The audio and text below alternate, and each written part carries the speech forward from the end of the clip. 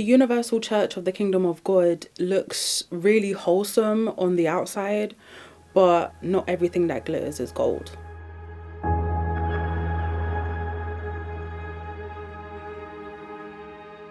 As a 13-year-old, I consider myself to be quite normal. I didn't have any obvious issues, like I wasn't involved in gangs. You know, I came from a really difficult area.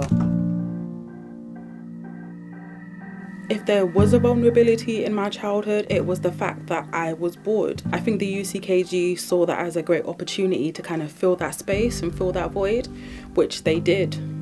What drew me in was this sense of community they offered. I started to get more and more involved quite rapidly, and that's when the isolation started. It looked like community and music, but it was control. And cults, which I believe the UCKG is very, very good at working mind games.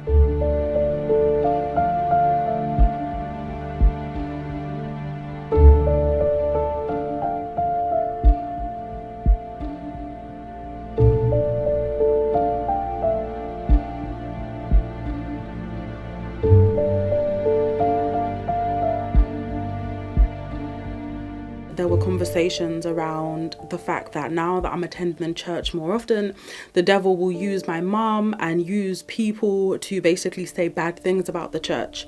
And when that happens, I should know that I'm actually on the right track, and that's just the devil trying to take me out of the church. There's a darker side that creeped in, well, not even creeped in, it bulldozed into my life, and that was the world of demons. Every Fridays, we would have to attend a service which is for exorcisms. So we were told to put our hands on our heart, close our eyes and bow our heads.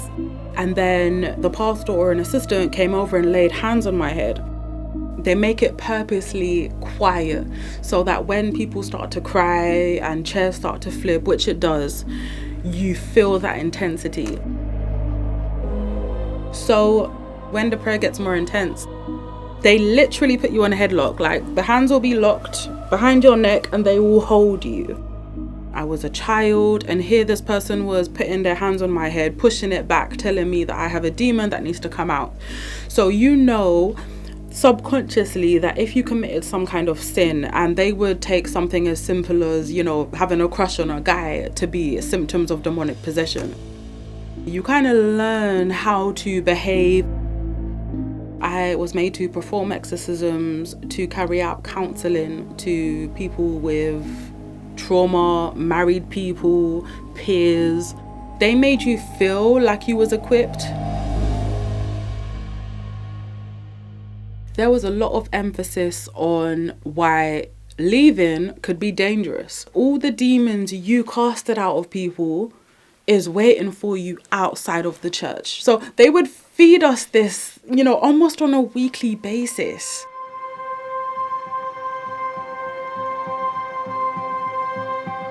When I was 15 years old, the pastor was like, so you're gonna do the work of God now. You're gonna be an assistant. So in my mind, this was the big leagues. This was the big promotion that would make me to be a woman of God.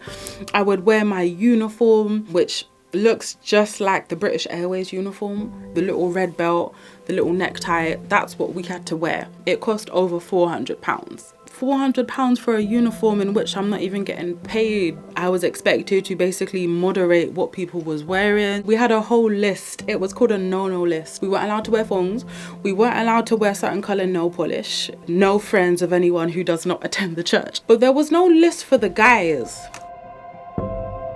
17 is when I started to start thinking about my love life. So there was another young person who attended the same branch as myself. At first we were just peers, you know, it wasn't anything like love at first sight. It was just convenient.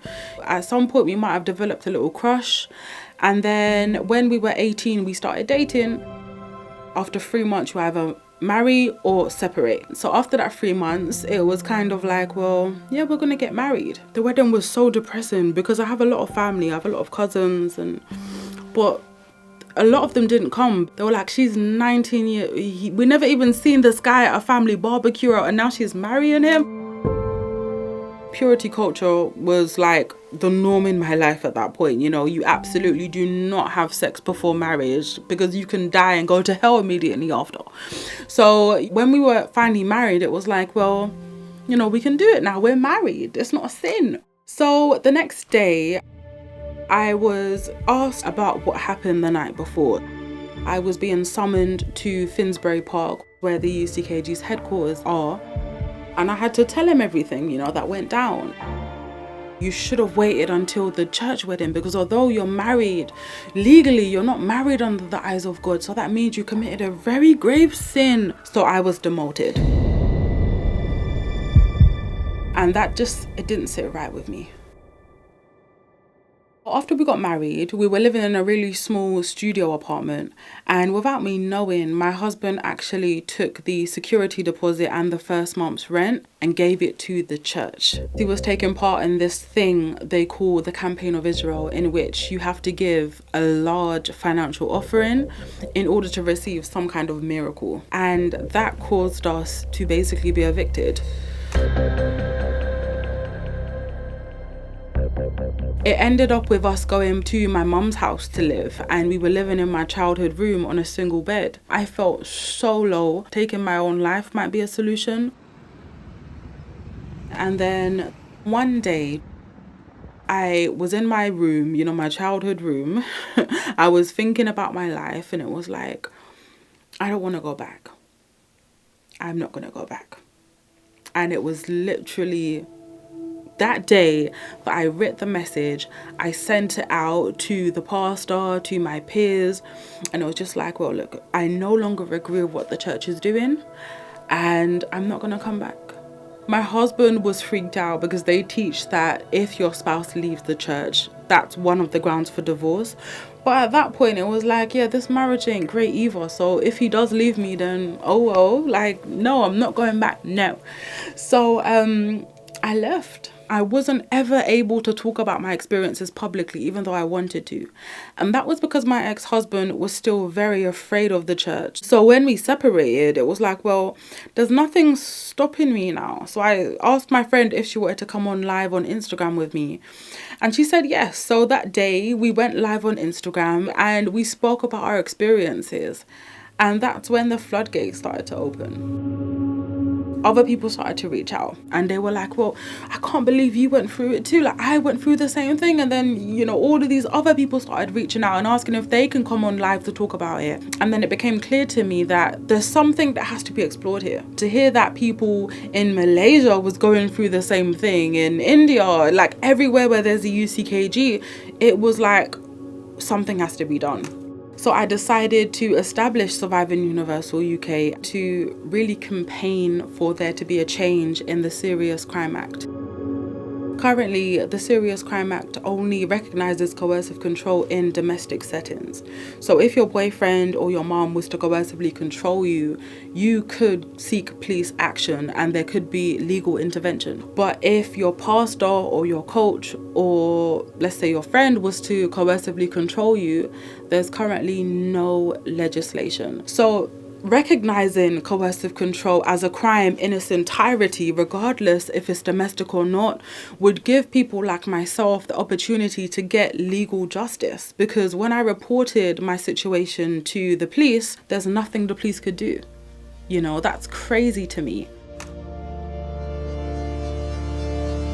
My revenge looks like saving others from what I went through. You know, they bet on no one knowing these things, on appearing perfect. So in a way, this is my revenge, you know, bringing awareness, telling the truth about their reality.